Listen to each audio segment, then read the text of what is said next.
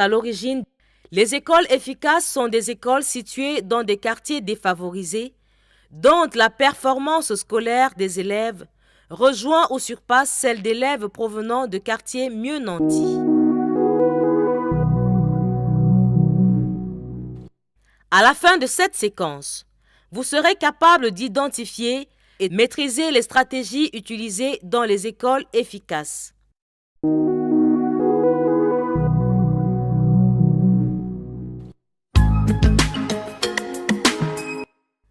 Les recherches de niveau 2 et 3 effectuées en 2000 par Marzano ont identifié 6 indicateurs communs et prédominants des écoles efficaces.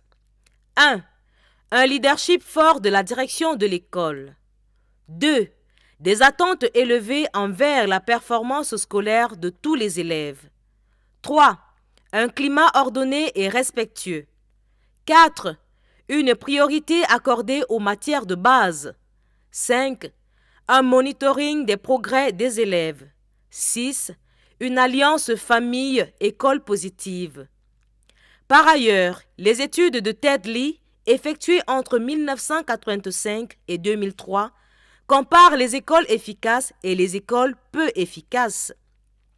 Il ressort de ces études que les pratiques pédagogiques des écoles efficaces sont différentes de celles des écoles peu efficaces. Les premières correspondent à un enseignement structuré et explicite. L'étude de Reynolds et ses collaborateurs de 2002 intitulée « Comment enseigne-t-on dans les écoles efficaces ?» compare les écoles efficaces de 9 pays provenant de 4 continents, à savoir les États-Unis, l'Australie, le Canada, Hong Kong, la République d'Irlande, les Pays-Bas, Taïwan, la Norvège et la Grande-Bretagne. Les résultats montrent que les écoles efficaces des différents pays enseignent de manière semblable. Cet enseignement est structuré, systématique et explicite. Il renvoie directement à des pratiques du modèle général d'enseignement efficace de Rosenshine et Steven, 1986. 3 principes guident les écoles efficaces, à savoir: tout élève est capable d'apprendre si les conditions sont appropriées.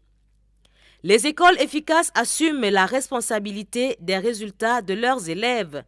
Si ces résultats sont mauvais, elles n'en imputent pas la faute aux élèves ou à leur environnement, mais elles se questionnent: comment peut-on améliorer la situation? Plus le personnel au sein de l'école travaille en collaboration et harmonise ses pratiques, plus celle-ci sera efficace.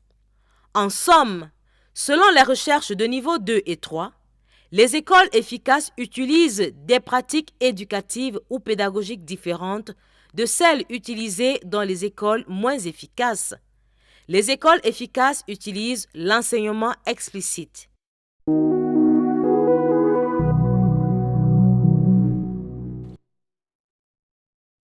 Identifier les facteurs communs et prédominants des écoles efficaces.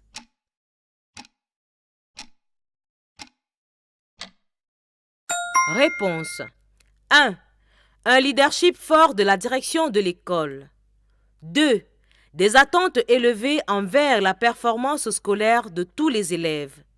3. Un climat ordonné et respectueux. 4. Une priorité accordée aux matières de base. 5. Un monitoring des progrès des élèves. 6. Une alliance famille-école positive.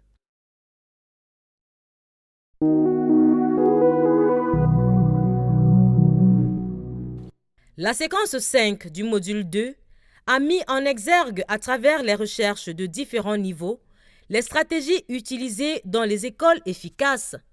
Ces écoles efficaces ne sauraient produire les résultats escomptés sans un enseignement efficace.